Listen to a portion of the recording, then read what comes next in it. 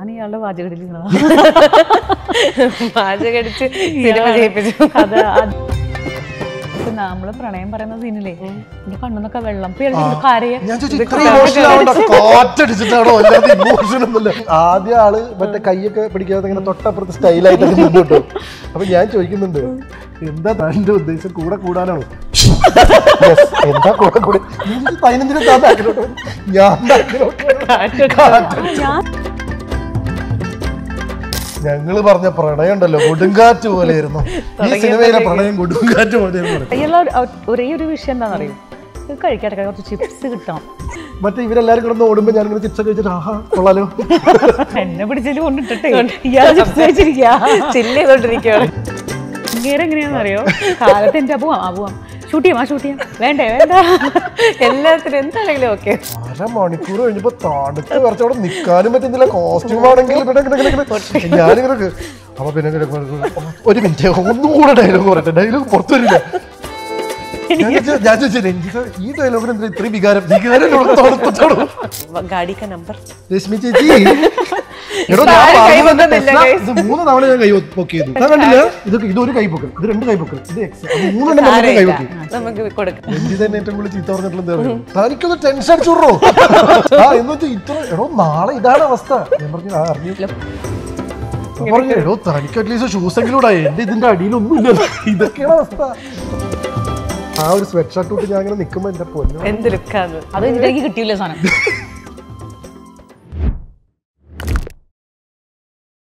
Hello everyone, welcome to Jango Space. This is Sneha Mathew.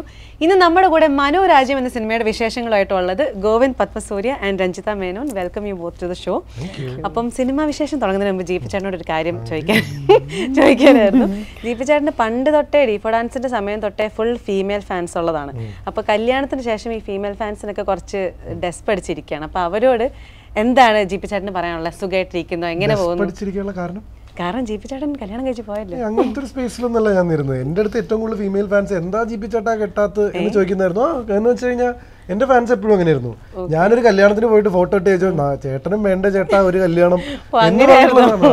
കാരണം ഞാൻ പണ്ട് ഇത് പറഞ്ഞിട്ടുണ്ട്. എനിക്ക് തോന്നുന്നില്ല എൻ്റെ ഒരു കല്യാണം കൊണ്ട് ഇൻഫാക്ട് ഫാൻസിൽ വ്യത്യാസം വന്നത് അത് എൻഹാൻസ്ഡ് ആവുക ചെയ്ത്. ഇപ്പൊ ഗോപിക ഫാൻസ് കൂടെ നമ്മളെ ഏറ്റെടുത്തു എന്നുള്ളതാണ്. എന്റെ ഫാൻസിൽ നിന്ന് അത് ഫാൻസിന് വളരെ സന്തോഷമുള്ള കാര്യമായിരുന്നു. മാത്രമല്ല എനിക്ക് തോന്നുന്നു എന്റെ കല്യാണത്തില് ഞാൻ എന്റെ ഫാമിലിയെ പോലെ തന്നെ എന്റെ കൂടെ നിന്ന ഫാൻസ്.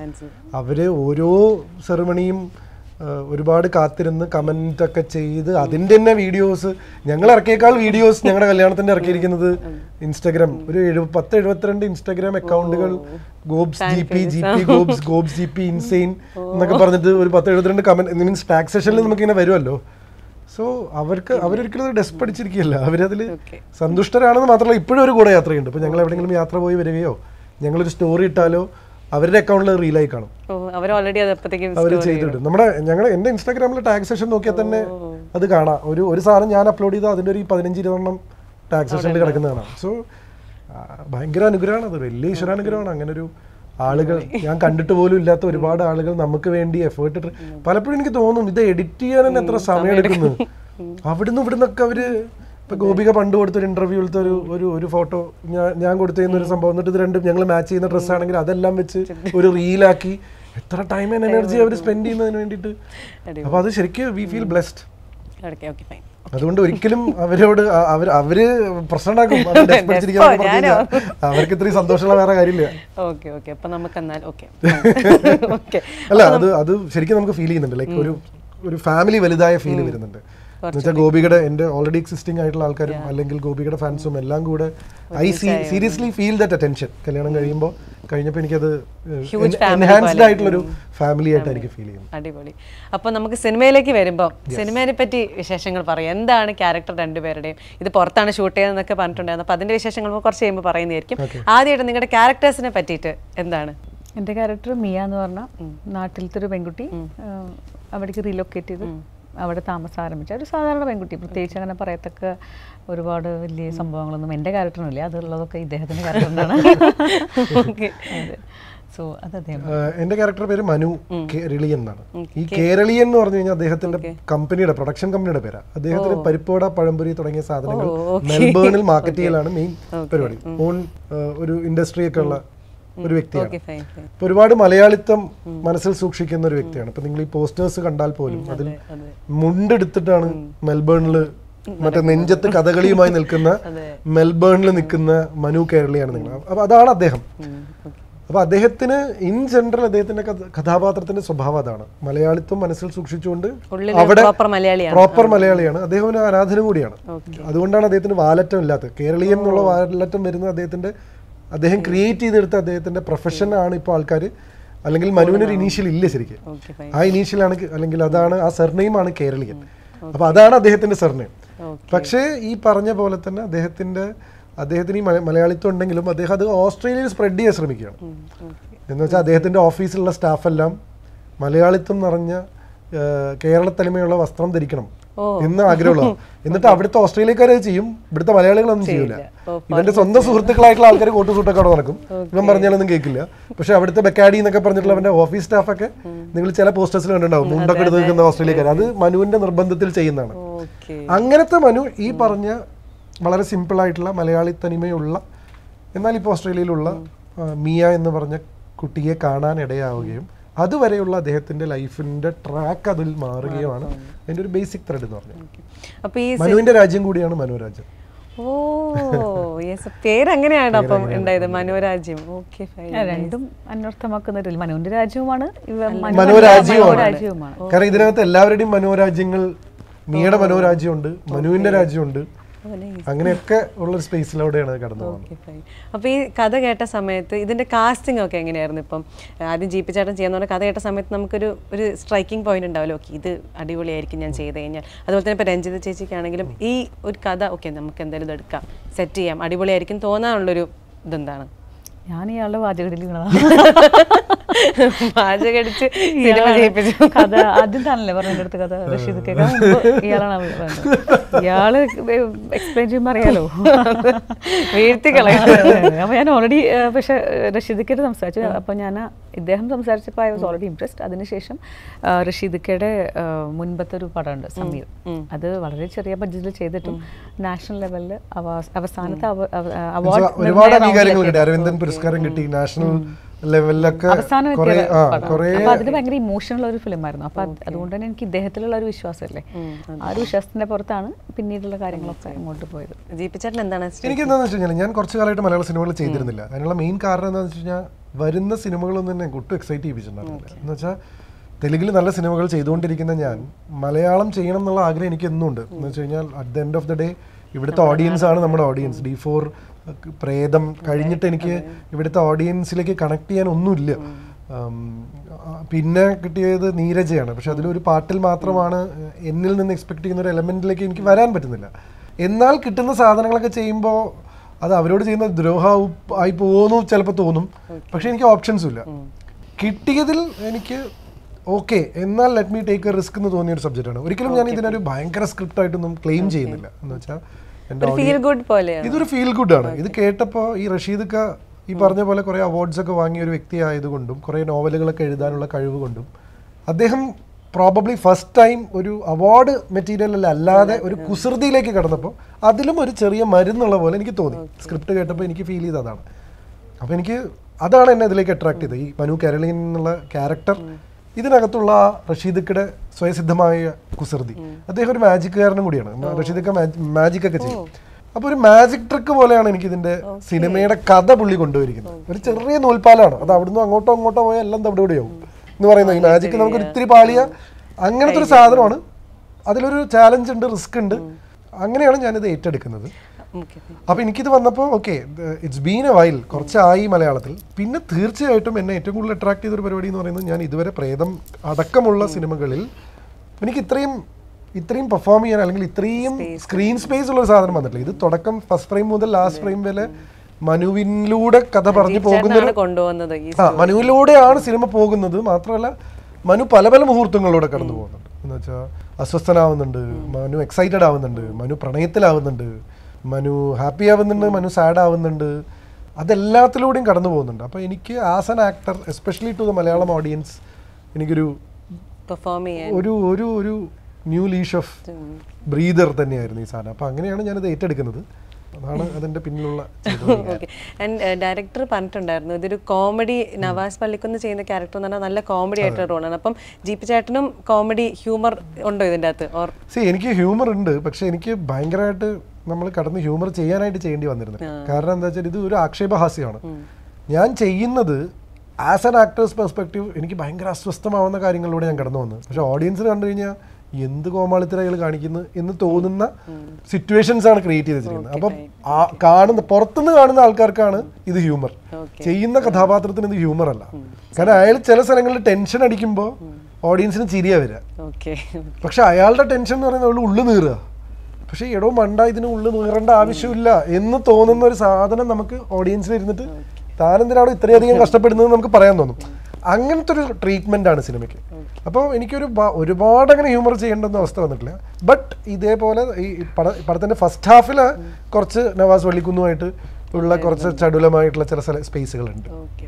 ഇപ്പം രഞ്ജിത മേനോനിലോട്ട് വരികയാണെങ്കിൽ നമ്മുടെ പോച്ചർ പ്രൊഡ്യൂസ്ഡ് ബൈ ആലിയ ഭട്ടിൻ്റെ ഭയങ്കര ലെജൻഡറി ആയിട്ടുള്ള ഒരു ഫിലിം ഡയറക്ടറും കൂടെ ആയിരുന്നു. അപ്പം പോച്ചറിൽ അഭിനയിച്ചതിന് ശേഷം അവിടുത്തെ ഒരു എക്സ്പീരിയൻസ് എങ്ങനെ ഉണ്ടായിരുന്നു? അപ്പോൾ ആലിയ ഭട്ടിനൊക്കെ നേരിട്ട് കാണാൻ പറ്റിയായിരുന്നോ? ആലിയ ഭട്ട് ആ സമയത്ത് ഉണ്ടായിരുന്നില്ല. She is only an executive producer. Okay. പക്ഷേ it was amazing experience. How was it? We want to know about it. Very professional. അവർ they are a Hollywood team. അവർ സ്യൂട്ടബിൾ പിക്ചേഴ്സ് എന്ന് പറയുന്നത് ഓസ്കർ വിന്നർ ആയിട്ടുള്ള ഒരു പ്രൊഡക്ഷനാണ്.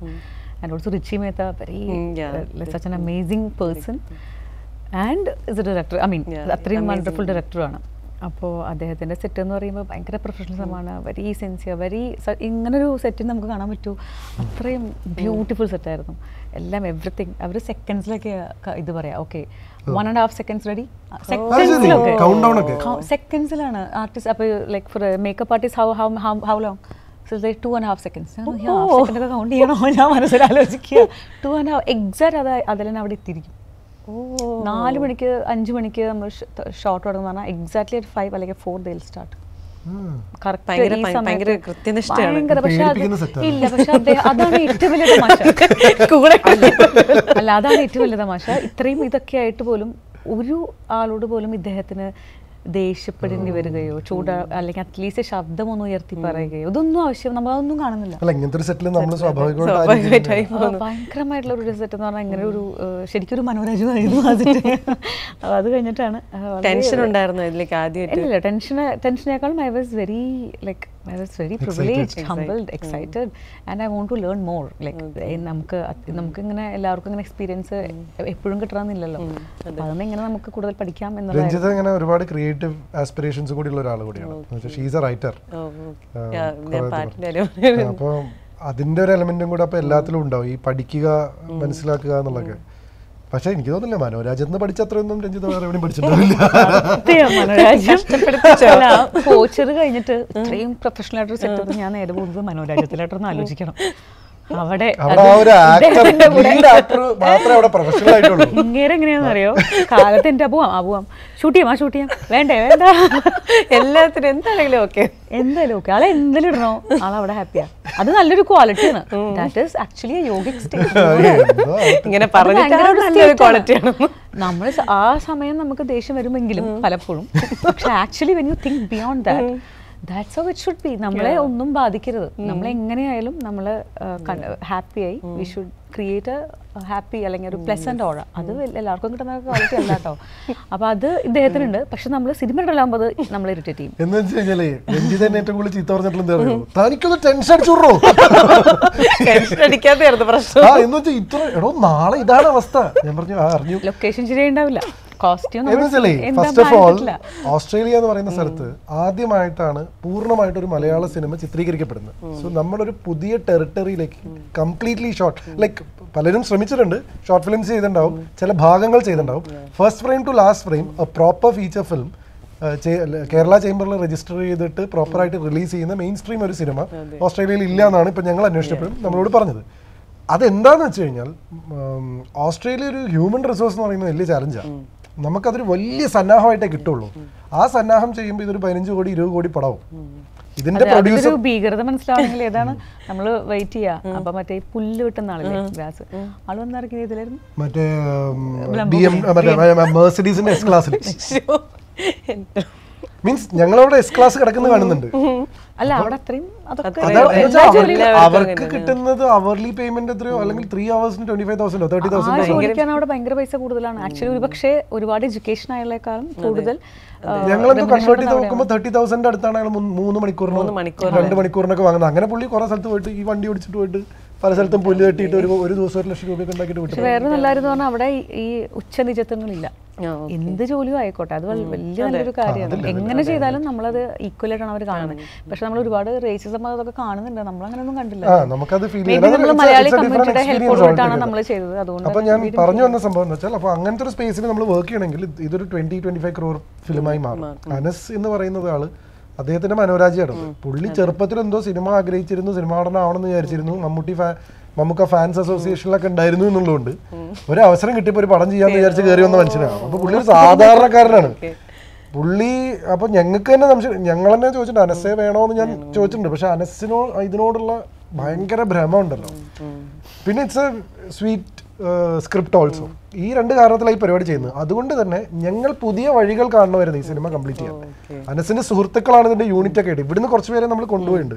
ഇവിടുന്ന് work permit visa കിട്ടുക എന്നുള്ളത് തന്നെ ശ്രമകരമായിട്ടുള്ള സംഭവം. ആ സാധനം അനസിന് ഉള്ള അവിടുത്തെ പരിചയങ്ങളും കാര്യങ്ങളൊക്കെ വെച്ച് ഞങ്ങൾക്ക് 1 year വിസ അവിടുന്ന് വർക്ക് പെർമിറ്റ് വിസ ശരിയാക്കി തരുന്നത് മുതൽ അനസ് ഞങ്ങളെ ഞെട്ടിച്ചുകൊണ്ടിരിക്കുക. ഇപ്പൊ August 30 റിലീസ് എന്നുള്ളത് വരെ. കാരണം ഓരോ നിമിഷത്തിലും എന്താവും അറിയുന്നുണ്ടായിരുന്നില്ല. അപ്പൊ ഓരോ ദിവസം challenging every day was challenging. കാരണം അതാ പറഞ്ഞത്, നമ്മൾ തലേ ദിവസം രാത്രി കിടക്കാൻ നേരത്താണ് നാളെ രാവിലത്തെ അല്ലെങ്കിൽ രാവിലെ എഴുന്നേറ്റ് കഴിഞ്ഞിട്ടാണ് ഇതാണ് അന്നത്തെ അവസ്ഥ എന്ന് അറിയാം. അപ്പൊ ഞാനിങ്ങനെ അടിപൊളി എന്ന് പറഞ്ഞിരിക്കുമ്പോ രാവിലെ നമ്മൾ എഴുന്നേൽക്കുമ്പോ ഇപ്പൊ ഫോർ എക്സാമ്പിൾ ഒരു 10 മണിക്ക് നമ്മൾ രാത്രിയത്തെ തണുപ്പൊക്കെ കാരണം നമ്മൾ ഇരുന്നിട്ട് മറ്റേ വിൻഡ് ചീറ്ററൊക്കെ ഇട്ട് 10 മണിക്ക് ഇറങ്ങിക്കഴിഞ്ഞാൽ ഭയങ്കര ചൂട്. അപ്പൊ നമ്മൾ ഈ ചൂടൊക്കെ അല്ല അങ്ങനെ ഇന്ന് രാവിലെ ഇല്ല. ഇപ്പൊ ഒരു ദിവസത്തെ കാര്യം ഞാൻ പറയാം. രാവിലെ 10 മണിക്ക് നമ്മൾ രാത്രി ഭയങ്കര തണുപ്പായിരുന്നു വിചാരിച്ച് നമ്മൾ ആ ഹാങ് ഓവറിലും ഇൻസീറ്ററൊക്കെ ഇട്ട് പുറത്തിറങ്ങി കഴിഞ്ഞാൽ ഭയങ്കര ചൂട്. നട്ടുച്ചക്ക് 1 മണി ആയി കഴിഞ്ഞാൽ ഭയങ്കര കോച്ചുന്ന തണുപ്പ്. എന്നിട്ട് ഈ തണുപ്പ് കഴിഞ്ഞിട്ട് നമ്മൾ എങ്ങനെയെങ്കിലും നോക്കുമ്പോൾ വീണ്ടും ഉണ്ട് ഒരു 5 മണിക്ക് വെയിൽ, ഒരു 6 മണിക്ക് മഴ. അൺപ്രഡിക്റ്റബിൾ ആണ് മൊത്തത്തില്. ഞങ്ങൾക്ക് ഏറ്റവും കിട്ടിയ ഇതിപ്പോ ഈ ടോപ്പിക്ക് വേറെ ഒരു ഇന്റർവ്യൂവിലും വന്നിട്ടില്ല. ഞങ്ങൾക്ക് കിട്ടിയ ഒരു വലിയ പണി എന്താ പറയുക, ഞങ്ങൾ ഒരു സ്ഥലത്ത് അപ്പൊ ഞങ്ങൾ എന്താ വെച്ചാൽ ആ സമയത്തിനനുസരിച്ച് ആ കോസ്റ്റ്യൂം തിരഞ്ഞെടുക്കുക. അപ്പൊ ഒരു ഷോപ്പിന്റെ പുറത്ത് ഉള്ള ഒരു സീനാണ്. അപ്പൊ ശരി, ഞങ്ങൾ ആ സമയത്ത് ഒരു സ്ഥലത്ത് നിന്ന് ഇതാക്കുന്ന ഇതാണ്. അപ്പൊ വെയില് കാരണം ഞങ്ങൾക്ക് വിൻ ക്ലോത്ത്സ് ഒന്നും യൂസ് ചെയ്യാൻ പറ്റുന്നില്ല. അപ്പൊ ഞങ്ങൾ എന്ത് ചെയ്തു, ഞങ്ങൾ ഭയങ്കര ലൈറ്റ് ആയിട്ടുള്ള ലിനന്റെ മെറ്റീരിയൽ ഒക്കെ ഇട്ട് ഷൂട്ട് തുടങ്ങി. 1/2 മണിക്കൂർ കഴിഞ്ഞപ്പോ തണുത്ത് കുറച്ച് അവിടെ നിൽക്കാനും പറ്റുന്നില്ല. കോസ്റ്റ്യൂം ആണെങ്കിൽ ഞാനിങ്ങനെ അപ്പൊ പിന്നെ 1 മിനിറ്റ് ഒന്നും കൂടെ ഡയലോഗ് പറയട്ടെ, ഡയലോഗ് പുറത്തു വരില്ല. എന്താ ചെയ്യാ, അത് ഒരിക്കലും എവിടെയും ഒരു സിനിമയ്ക്ക് ഉണ്ടാവാത്ത ചാലഞ്ച് ആയിരിക്കും. ഞാൻ ചോദിച്ചു രഞ്ജിത, ഈ ഡയലോഗിന് എന്താ ഇത്രയും വികാരം ഒന്നും ചെയ്യാൻ പറ്റില്ല. രഞ്ജിതക്കൊക്കെ ഉണ്ടാവുന്ന പണി അറിയോ, രഞ്ജിത മറ്റേ സമ്മർ ക്ലോത്ത്സ് ഒക്കെ ഇട്ട് വന്നിട്ടേ ഈ കാലിന്റെ അടിയിലൊക്കെ ഭയങ്കര ഇതായിരിക്കുമല്ലോ. ഇതിന്റെ അടിയിൽ കൂടെ പറഞ്ഞോ തനിക്ക് അറ്റ്ലീസ്റ്റ് ഷൂസ് എങ്കിലും ഇടാ, എന്റെ ഇതിന്റെ അടിയിലൊന്നും ഇല്ല. ഇതൊക്കെയാണ് അവസ്ഥ. എന്ന് വെച്ചാൽ അത് എനിക്ക് തോന്നുന്നു ഒരു സിനിമയിലും ഉണ്ടാവാത്തൊരു ചാലഞ്ചാണ്. പക്ഷെ അവർക്ക് ഇങ്ങനെ ആയിരിക്കില്ലേ, അവര് ചിലപ്പോ വെതർ റിപ്പോർട്ടൊക്കെ നോക്കി വളരെ കൃത്യമായിട്ട് ഇനിയിപ്പോ അവർക്ക് എഫോർഡ് ചെയ്യും ചെയ്യാം. ഇന്നിപ്പോ തണുപ്പായി, നമുക്ക് നാളെ വന്ന് ഷൂട്ട് ചെയ്യാം. ഇവിടെ അത് അനസിനോട് പറഞ്ഞ അനസിന് ഹാർട്ട് അറ്റാക്ക്. പക്ഷെ അവിടുത്തെ ആൾക്കാർ വേറൊരു പ്രധാന കാര്യം പറഞ്ഞത്, അവരുടെ എല്ലാവരും അവരുടെ കാറിലെല്ലാം വിന്റർ ആണെങ്കിൽ വിന്ററിനുള്ള ക്ലോത്ത്സ്, അല്ലെങ്കിൽ വിന്റർ ആണെങ്കിലല്ല സമ്മർ ആൻഡ് ദ വിൻഷീറ്റോ ആൻഡ് ദ ഷൂസ് ഇതൊക്കെ ഉണ്ടാവും. ഡിക്കിലെല്ലാം ഉണ്ടാവും. എന്താണോ കൊട ഉണ്ടാവും. അത് കുഴപ്പമില്ല.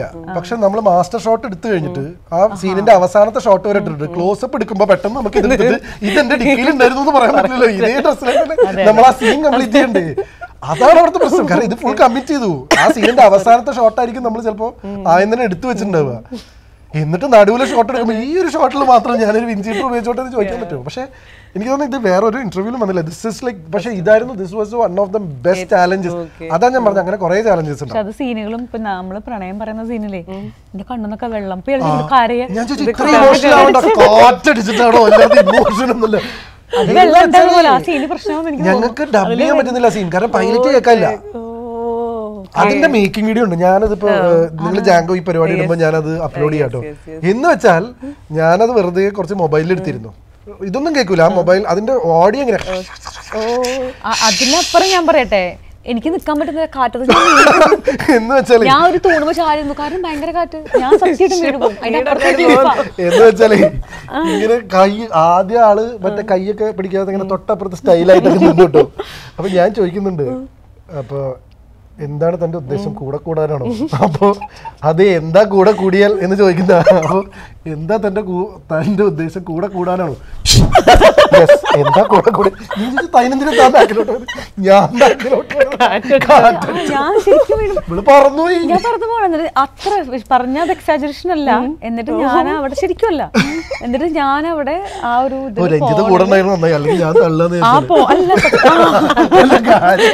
ഞാൻ അതില് ചാരി, അതാ സീൻ കണ്ട, ആ ചാരി നിന്നു. അപ്പൊ ഞാൻ ഒരു ഇപ്പുറത്തെ ഒരു കടയുണ്ടല്ലോ, പറന്നു പോവില്ല. പിന്നെ വെള്ളം വരുന്നുണ്ട്. ഞാനൊരു ചോദിക്കുന്നത്, താൻ ഇത്ര ഇമോഷണൽ കണ്ണു തുറക്കാൻ പറ്റുന്നില്ല. കാറ്റ് ശരിക്കും ബ്ലോവർ നമ്മുടെ അടുത്ത് അടിക്കുന്ന പോലെ അവിടെ പോയി നിന്ന് ഷോട്ട് വെക്കുന്നവരെ ഇങ്ങനെ ഒരു പരിപാടിയെ അവിടെ ഉണ്ടായിരുന്നില്ലേ? ഓ എത്ര സുന്ദരം നമ്മുടെ മറ്റേ ഡയറക്ടർ. ഓ എത്ര അടിപൊളി ഫ്രെയിമാണ് എനിക്ക് ഈ പ്രണയം പറയാൻ വേണ്ടി കിട്ടിയിരിക്കുന്നത്. ഞങ്ങള് പറഞ്ഞ പ്രണയം ഉണ്ടല്ലോ കൊടുങ്കാറ്റ് പോലെയായിരുന്നു. ഈ സിനിമയിലെ പ്രണയം കൊടുങ്കാറ്റ് പോലെയായിരുന്നു. ഇത് ഡബ് ചെയ്യുമ്പോൾ നാട്ടുകാർക്ക് മനസ്സിലാവില്ല, കാരണം നമ്മളെല്ലാ വോയിസും കട്ട് ചെയ്തിട്ടല്ലേ ഞങ്ങൾ ഡബ് ചെയ്യുന്നത്. അവർക്ക് മനസ്സിലാവില്ല. പക്ഷെ ഞങ്ങളുടെ മുഖം കണ്ടു കഴിഞ്ഞാൽ മറ്റേ ബൈക്കിലൊക്കെ പോകുന്ന പോലെ. അപ്പൊ അങ്ങനത്തെ സിറ്റുവേഷൻസ് ഉണ്ടായിരുന്നു. ഇത് ചെറുത്. ഇതുപോലെ ഒരുപാട് പറയാൻ പറ്റുന്നതും അല്ലാത്തതുമായിട്ടുള്ള ഒരുപാട് ചാലഞ്ചസ് ഉണ്ടാവും. എന്ന് വെച്ചാൽ ഷൂട്ട് ചെയ്തുകൊണ്ടിരിക്കുന്ന സമയത്ത് അപ്പുറത്ത് വന്നിട്ട് അതെ ഒരു 40,000 രൂപയാണ്, എന്തിനാ പാർക്കിംഗ് ഫൈൻ ഉണ്ട്. എന്ന് വെച്ചാൽ 4-5 വണ്ടികൾ നോൺ പാർക്കിംഗ് സ്ഥലത്ത് കൊണ്ടിട്ടിരിക്കും. അവിടെ പാർക്കിംഗ് ടിക്കറ്റ് എന്നൊക്കെ പറഞ്ഞു കഴിഞ്ഞാൽ ഫൈൻ ഉണ്ടല്ലോ. അപ്പൊ ഇന്ത്യൻ കറൻസിയിലൊക്കെ കൺവേർട്ട് ചെയ്യുമ്പോ 30,000 രൂപ 40,000 രൂപ. ഇവിടെ വേറെ എന്ന് വെച്ച് കഴിഞ്ഞാൽ അപ്പുറത്ത് വേറെ 10,000 രൂപ മുടക്കാൻ പറ്റൂല എന്ന് പറഞ്ഞ് കട്ട് ചെയ്ത് വെച്ചിരിക്കും. അപ്പോഴായിരിക്കും ഇയാൾ ബാക്കിൽ വന്നിട്ട് 40,000 രൂപ വേണം കേട്ടോ അവിടെ പാർക്കിംഗ് പൈസ കൊടുക്കാൻ.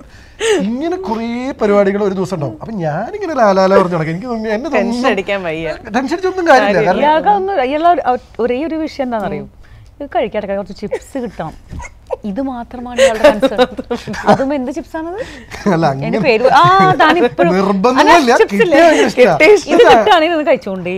അവിടെ ഭയങ്കര രസമുള്ള ഒരു ചിപ്സ് എനിക്ക് ഭയങ്കര അഡിക്റ്റഡ് ആയി പോയി. അവിടുത്തെ ചിപ്സ് ആണ്. ഇയാളെ ഏത് ചിപ്സ് കൊടുത്താലും കൊടുത്താൽ കഴിക്കും. പക്ഷെ ഞാൻ ഇങ്ങനെ ചിപ്സ് വേണമെന്ന് നിർബന്ധം പറയില്ല. ഇപ്പൊ എന്റെ കയ്യിൽ ചിപ്സ് ഒന്നും ഇല്ലല്ലോ, അങ്ങനെ ഞാൻ എപ്പോഴും ചിപ്സ് കഴിക്കില്ല. പക്ഷെ ഇത് അവിടെ കഴിച്ചപ്പോ എനിക്ക് ഭയങ്കര രസമായി. അപ്പൊ പിന്നെ അത് ഇതിപ്പോ ആകെ നമ്മള് 40 ദിവസമല്ലേ ഉള്ളൂ.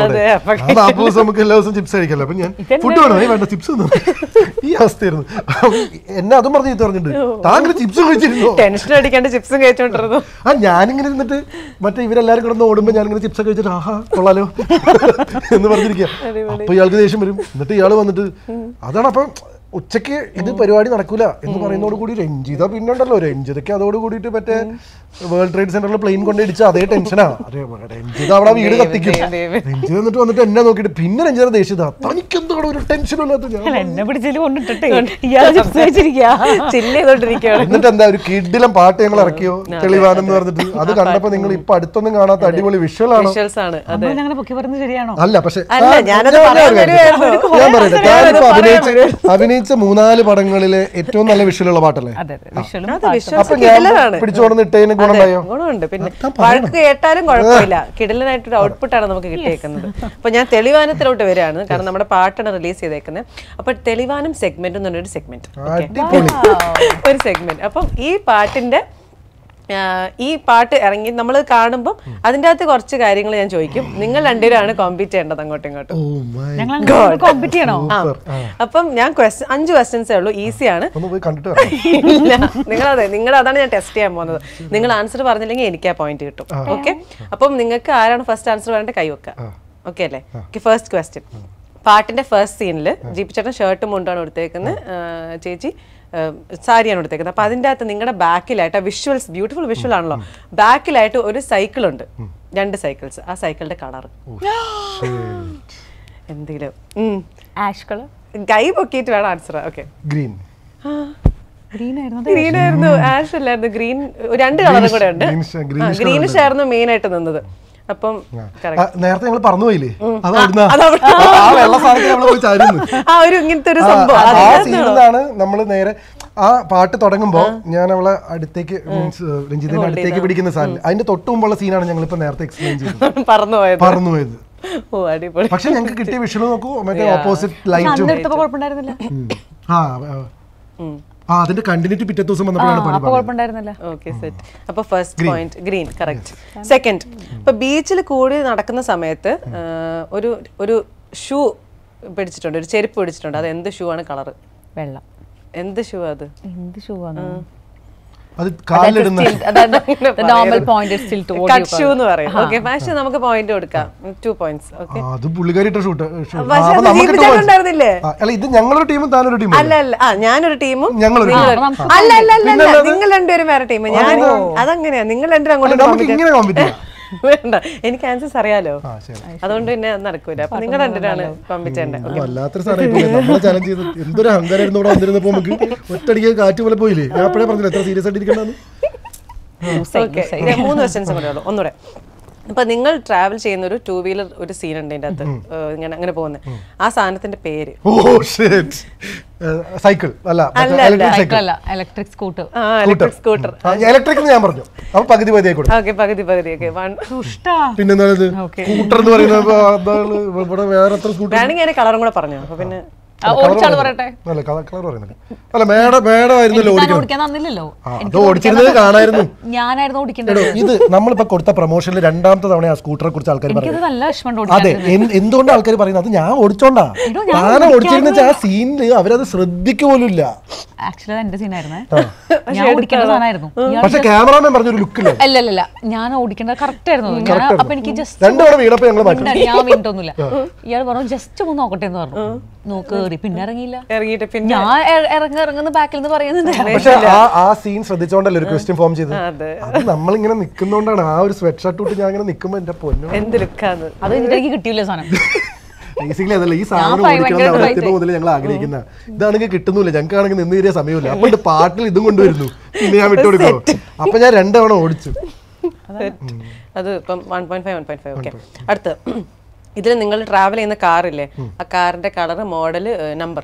ടെസ്ല എക്സ് നമ്പർ, ഗാഡി കാ നമ്പർ?